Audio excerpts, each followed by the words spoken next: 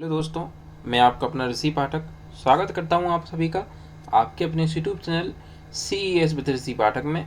तो जैसा कि आपको पता ही होगा कि अपन अब जो है कि जो CBCT के पेपर अभी हुए हैं 13 और 14 में, अपन उनको सॉल्व कर रहे हैं। पहले का जो सॉल्यूशन तो मैं करवा चुका हूं, जो 13 को पहली शिफ्ट में हुआ था वो तो मैंने करवा दिया है।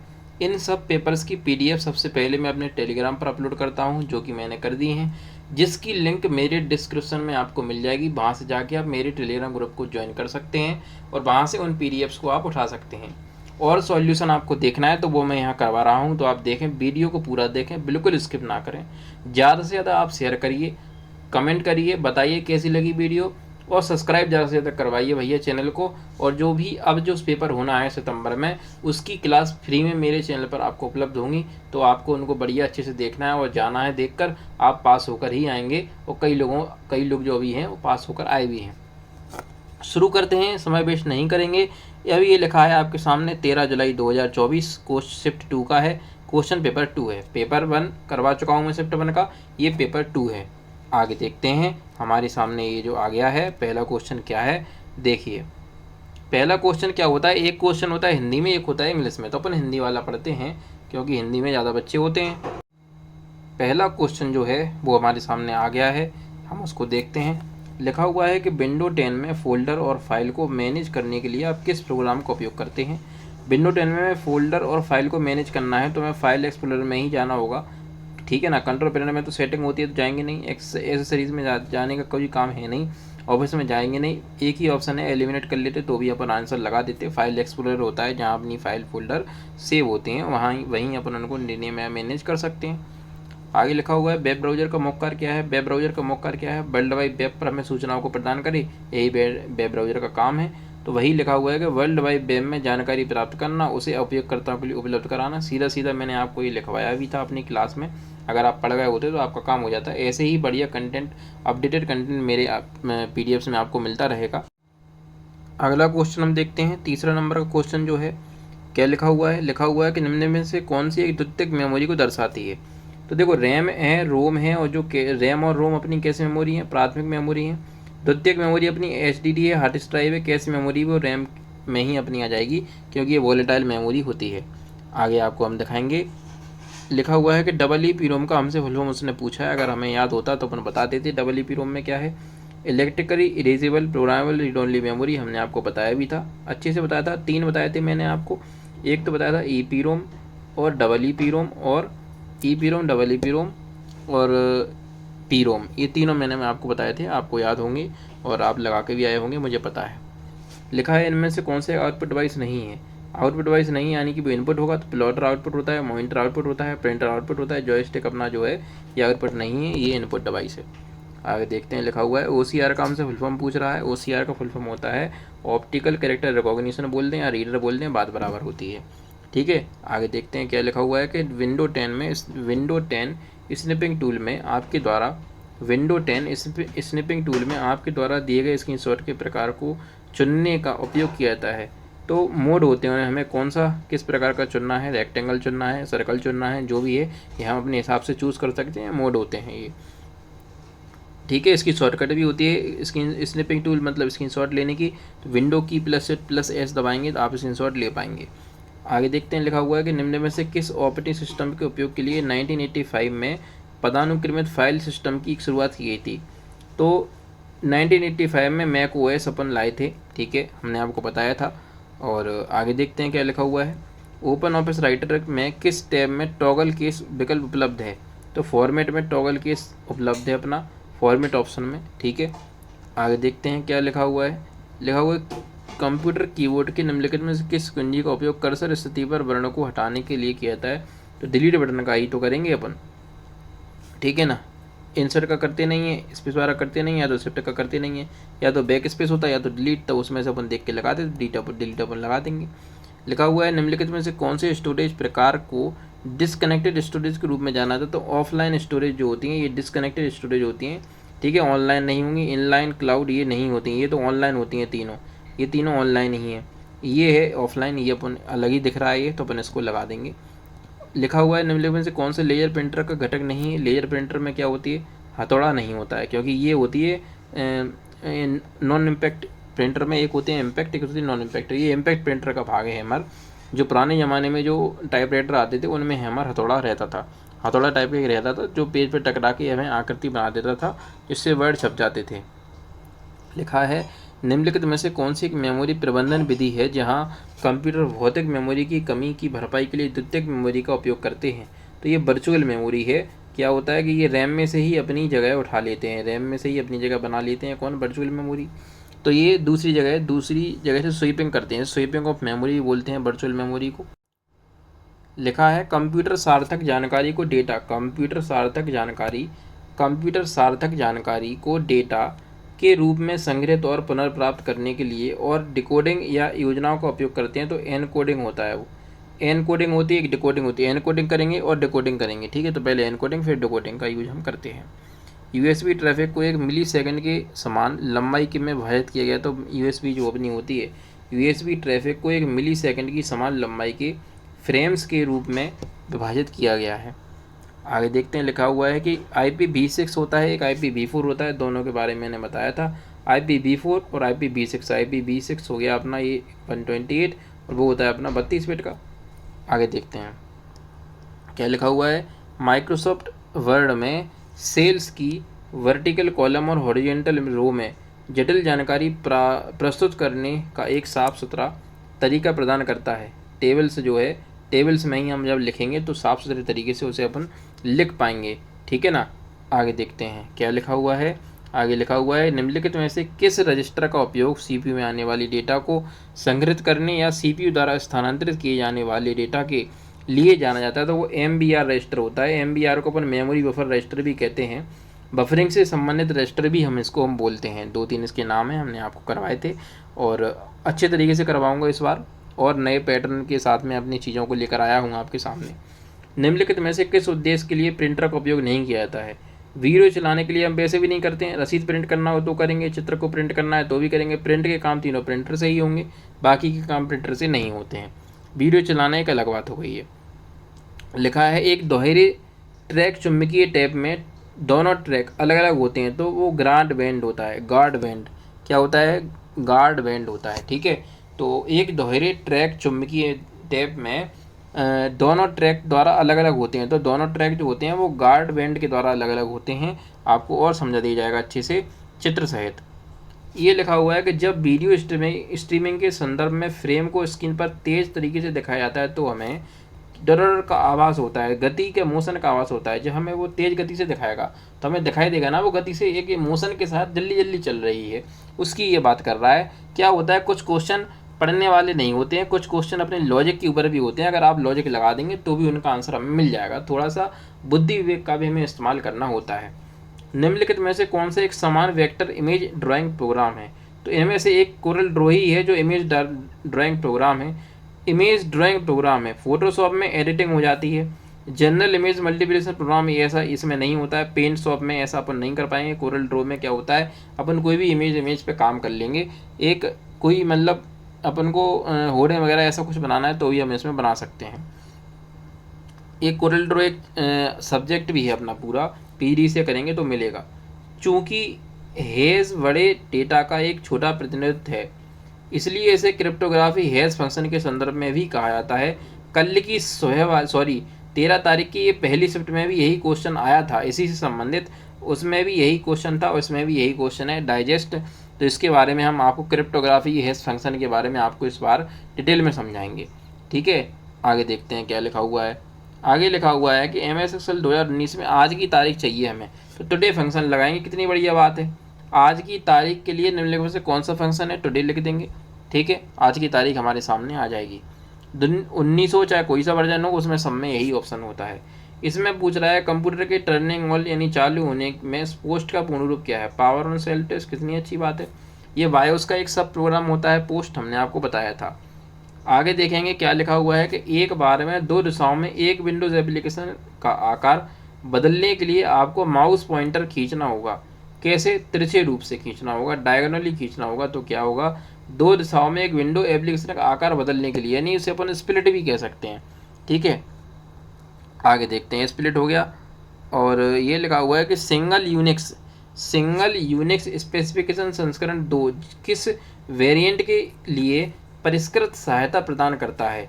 तो 64 बिट के लिए। याद कर लीजिए, कुछ पॉइंट आप ऐसे ही याद कर लें, आपका काम हो जाएगा। कुछ चीज़ें क्या होती हैं, एडवांस लेवल के 2-4 क्वेश्चन आ जाते हैं जो कोई नहीं पढ़ा पाएगा आपको, कोई भी हो, चाहे कितना बड़ा विद्वान हो, ऐसे क्वेश्चन वो आपको नहीं पढ़ा पाएगा। लिखा हुआ है कि तार्किक विभाजन के लिए बिना MS विंडो 10 में 10 ऑपरेटिंग सिस्टम में मास्टर बूट रिकॉर्ड जो होता है MBR द्वारा अधिकतम कितने प्राथमिक विभाजन समर्थित हैं? तो 4 भैया। इसकी लिस्ट भी हम आपके सामने इस बार लाए हैं, पूरे रजिस्टर्स की लिस्ट मैं आपके सामने लेकर आया हूँ। जब मैं अभी पढ़ाऊँगा आपको मेमोरी वगैरह या इंट्रोडक्शन में भी आपको मैं ये करवा ही दूंगा, ठीक है। कुछ क्वेश्चन ऐसे हैं जो बार बार रिपीट होते हैं, उन पर मैं ज़्यादा ध्यान दूंगा इस बार, और पिछली बार भी दिया था मुझमें, ऐसी कोई बात नहीं है कि इस बार ही देंगे, पिछली बार भी दिया था, पर इस बार कुछ नए तरीके से आपके सामने में एक्सप्लेन करेंगे। 29 में लिखा हुआ है कि निम्नलिखित में से कौन सी एप्लीकेशन PDF फाइलों को देखने के लिए सबसे उपयुक्त है? तो वो एडोब एक्रोबेट है। एडोब एक्रोबेट में हम PDF व्यू करते हैं, MS पेंट में करेंगे नहीं, नोटपैड में होती नहीं है, Ctrl 1 Pro में होती नहीं है। आगे लिखा हुआ है 30 नंबर क्वेश्चन है, लिखा हुआ है कि सॉफ्टवेयर परीक्षण जीवन चक्र में परीक्षण की प्रक्रिया को समाप्त करने या समाप्त करने के लिए निम्नलिखित में से कौन सा उचित निकास मानदंड हमें, मतलब एग्जिट क्राइटेरिया है एक, जब सभी परीक्षण मामलों का निष्पादन जब एग्जीक्यूट हो जाए तो उन्हें हमें अपडेट किया जाता है। ये एक सही उत्तर हमारा हो जाएगा, वह 3 हमारे नहीं मिलेंगे। आगे लिखा हुआ है कि एक ऐसा खोजी टूल यानी सर्च टूल है जो उपयोगकर्ता के अनुरोध कई अन्य खोज इंजनों और डेटाबेस को भेजता है और परिणामों को एक सूची में जोड़ता है और उनके स्रोतों के अनुसार उन्हें प्रदर्शित करता है। वो मेटर सर्च इंजन है। कौन सा इंजन है अपना? मेटर सर्च इंजन है। ये तीनों इंजन तो पहली बात है ही नहीं, एक ही इंजन है मेटा सर्च इंजन, ठीक है। आगे देखते हैं क्या लिखा हुआ है। लिखा हुआ है 32 नंबर पर कि इंटरनेट पर सूचना और संदेश भेजने के लिए नियमों का एक समूह है, तो वो प्रोटोकॉल होता है। प्रोटोकॉल एक ऐसे नियमों का समूह होता है जिसपे हम इंटरनेट पर कोई चीज़ को भेज सकते हैं, ठीक है। तो प्रोटोकॉल कई प्रकार के होते हैं, हमने आपको बताए थे, प्रोटोकॉल की एक अलग वीडियो भी बनाई थी। तो गूगल ड्राइव में खोज ऑपरेटर का उपयोग तब किया जा सकता है जब खोज को अधिक विशिष्ट मानदंडों द्वारा सीमित करने की आवश्यकता होती है, तो वो एडवांस्ड होगा। गूगल ड्राइव में एडवांस खोज ऑपरेटरों का उपयोग तब किया जाता है जब खोज में हमें अधिक आवश्यकता होगी, स्वाभाविक बात है, यही एक फिट हो रहा है उसमें, बाकी ये 3 नहीं हो रहे हैं, ठीक है। आप भी पढ़ लिया करें तो आपको भी समझ में आ जाया करेगा। निम्नलिखित में से कौन सा ईमेल पते का एड्रेस हिस्सा नहीं है? उपयोगकर्ता का नाम है, एक @ हमें चाहिए होता है, ईमेल प्रदाता का डोमेन भी चाहिए होता है, लेकिन उपयोगकर्ता की डोमेन ये नहीं होगा, उपयोगकर्ता का डोमेन नहीं होता, ईमेल का डोमेन होता है। आगे देखते हैं क्या लिखा है। MS वर्ड 2019 में यदि एक चेंज केस के टॉगल केस विकल्प को रामू इज गुड पर लागू किया जाता है तो संशोधित टेक्स्ट में बड़े अक्षरों की संख्या दिखाई देगी 4, 4, 8 और अच्छा। वो कह रहा है यदि MS वर्ड 2019 में यदि हम चेंज केस में टॉगल केस को चुनें, टॉगल केस में क्या होता है, टॉगल केस विकल्प को रामू इज गुड पर लागू करते हैं, मतलब पहला वर्ड तो स्मॉल हो जाएगा, बाकी सारे कैपिटल हो जाएंगे, तो संशोधित टेक्स्ट में बड़े अक्षरों की संख्या दिखाई दे जाएगी। कितनी दिखाई दे जाएगी? बड़े अक्षर जो होंगे, पहला वर्ड छोड़ दो, पहला वर्ड कैपिटल हो जाएगा, यानी 3 ये हो गए, एक ये 4 और ये मतलब 9 वर्ड आ जाएंगे इसमें। वैसे क्या है, रामू टॉगल केस में पहला वर्ड स्मॉल हो जाता है, बाकी कैपिटल हो जाएंगे, तो 3 तो ये हो गए, 3 4 और 4 3 7 होना चाहिए मेरे हिसाब से तो भाई, क्योंकि टॉगल केस में क्या होता है, ये लिखा है रामू, ये हमारे सामने रामू है, रामू में टॉगल केस में पहला लेटर स्मॉल हो जाएगा, बाकी सारे कैपिटल हो जाएंगे, तो 3 वर्ड इसमें से आ गए, एक वर्ड इसमें कैपिटल हो जाएगा तो एस इसमें से आ गया और 3 इसमें से आ गए, 7 आंसर होगा भाई। इसमें गलत लग रहा है मुझे ये क्वेश्चन, क्योंकि टॉगल केस है, टॉगल केस में क्या होता है, पहला लेटर स्मॉल, बाकी सारे कैपिटल हो जाते हैं, तो 3 तो कैपिटल वो होंगे, एक इसमें से होगा 4 और 4 में से इसमें से 3 होंगे, यानी कि 7 ही होगा मेरे हिसाब से तो। आगे देखते हैं क्या लिखा हुआ है। MS वर्ड 2019 में दिए गए चिन्ह द्वारा किस प्रकार के ब्रेक को दर्शाया गया है? देखो ये पेज है अपना, पेज में देखो बीच में से काट रहे हैं, एक तरफ ये हिस्सा एक तरफ ये है, तो कॉलम ब्रेक है ये, ठीक है, आगे देखते हैं क्या लिखा हुआ है। एमएस वर्ड 2019 के फॉन्ट ग्रुप डायलॉग बॉक्स में निम्नलिखित में से कौन से पैरामीटर का सेट शामिल है। मतलब हमें फॉन्ट ग्रुप में डायलॉग बॉक्स में जाना है तो किस किस का हम यूज करना होगा। पहले तो फॉन्ट में जाएंगे, फिर पॉइंट की शैली में जाएंगे, फिर आकार को चुनेंगे, फॉन्ट रंग को चुनेंगे, अंडरलाइन शैली, प्रभाव, पूर्वाकलन और प्रीव्यू हम देख पाएंगे। इतने पैरामीटर हमें फॉलो करने होंगे तब हम वहाँ तक पहुँच पाएंगे। जो गलत है वो गलत होगा, जो सही है वो सही मैं बता दूंगा। आगे लिखा हुआ है कि सतीश एमएस वर्ड 2019 में एक वर्ड डॉक्यूमेंट पर काम कर रहा है। जब उसने ऐसा टाइप किया तो ऑटो करेक्ट सही ढंग से प्रतीक सम्मिलित करता है। तो स्माइल केस होगा, प्रसन्नित चेहरा हो जाएगा। ये स्माइली ऐसा फेस लग भी रहा है तो यह कन्वर्ट हो गया। आगे लग रहा है कि दिख रहा है अपन को कि एमएस वर्ड 2019 में वर्तनी यानी व्याकरण हमें सही करनी है। इसकी शॉर्टकट होती है F7 को सही करते समय ऑटो करेक्ट टैब के तहत निम्नलिखित में से गलत चेकबॉक्स विकल्प की पहचान करें। क्या लिखा हुआ है, चार हमारे सामने ऑप्शन है। पहले में लिखा है वाक्यों को पहले अक्षरों को बड़े अक्षर में लिखें, तालिका कक्षों के पहले अंकों को बड़े अक्षरों में लिखें, दिनों के नाम बड़े अक्षर में लिखें, पाठनीयता अंक आंकड़े दिखाएं। यही हमारा सही आंसर हो जाएगा। ठीक है, आगे देखते हैं 40 क्वेश्चन में क्या लिखा हुआ है कि किस शॉर्टकट की मदद से एमएस वर्ड 2019 में अपने टेक्स्ट पर अंडरलाइन कर सकते हैं। बहुत ही सरल क्वेश्चन था, Ctrl+U। ठीक है, और बी से बोल्ड, आर से राइट अलाइनमेंट, एल से अपन लेफ्ट अलाइनमेंट लगा देंगे। नेटवर्किंग में ब्रॉडकास्ट करने से क्या तात्पर्य है। नेटवर्किंग में ब्रॉडकास्ट करने से मतलब है कि सभी मशीनों पर एक पैकेट को एड्रेस करना। ब्रॉडकास्टिंग करने का मतलब यही होता है।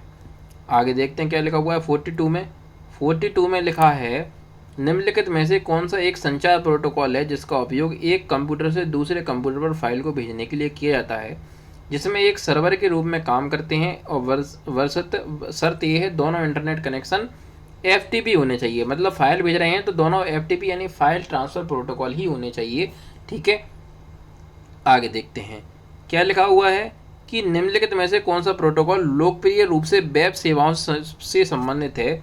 तो सिंपल ऑब्जेक्ट एक्सेस प्रोटोकॉल है, यह अपने वेब सेवाओं से लोकप्रिय है। ठीक है, आगे देखते हैं क्या लिखा हुआ है कि MS एक्सेल में सेल को डॉलर करने पर नंबर की वैल्यू को बदले बिना किसी नंबर की दिखावटी बदल जाती है। तो फॉर्मेट करने पर उसके जो अंक हैं मतलब जो नंबर हैं वो उनके जो ऑपरेशंस हैं वो अपने बदल जाएंगे। आगे देखते हैं क्या लिखा हुआ है। ये है मिक्स सेल का एग्जाम्पल है। MS एक्सेल में फॉर्मूला लगा है, एब्सोल्यूट वैल्यू भी है, एब्सोल्यूट वैल्यू भी है, मतलब ये मिक्स फार्मूला है तो इसको अपन बोलेंगे मिक्स फार्मूला। हम आपको करवाएंगे प्रैक्टिकल तब आपको समझ में आ जाएगा। अभी क्वेश्चन जानिए, स्टैंडर्ड जानिए क्वेश्चन का कैसा रहता है, कैसे क्वेश्चन आए थे हम उसको देख सकते हैं कि ऐसे हमारे क्वेश्चन आए थे, ये हमारा स्टैंडर्ड था। अब लिखा हुआ है MS वर्ड 2019 में फॉर्मूला कॉन्केट A1 A2 के क्या नाम है।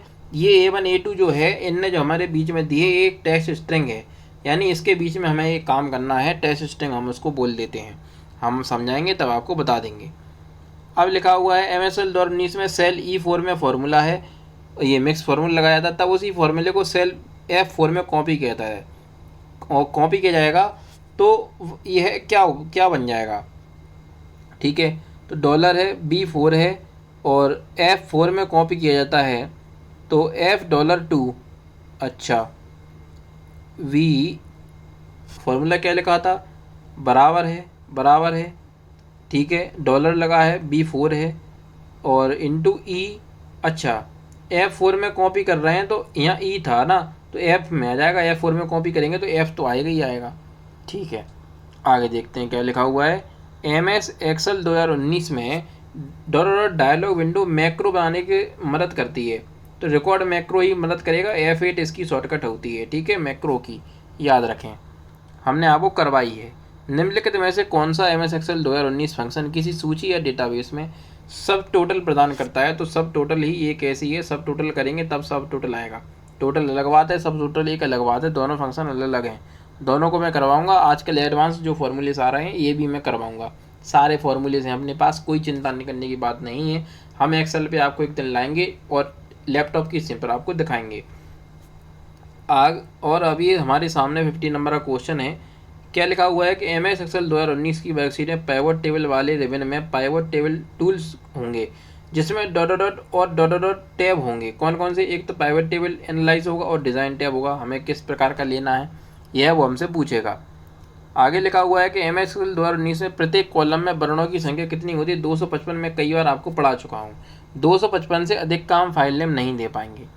52 में लिखा है कि MS एक्सेल 2019 में वर्कबुक का नाम प्रदर्शित करने के लिए पूर्व निर्धारित हेडर क्या होता है? फाइल। ठीक है। आप आपका ये 52 नंबर का जो पोर्शन था वो मैंने कंप्लीट करवा दिया है। वीडियो को ज़्यादा से ज़्यादा शेयर करें, सब्सक्राइब करें, लाइक करें। ठीक है। फ्री बैच में फिर से लेकर आऊँगा आपके सामने, तो आप निश्चिंत रहें। अभी तो जानिए कि क्वेश्चन का स्टैंडर्ड क्या था, फिर मैं इसके तहत आपके थ्योरी में बदलाव करूँगा। धन्यवाद।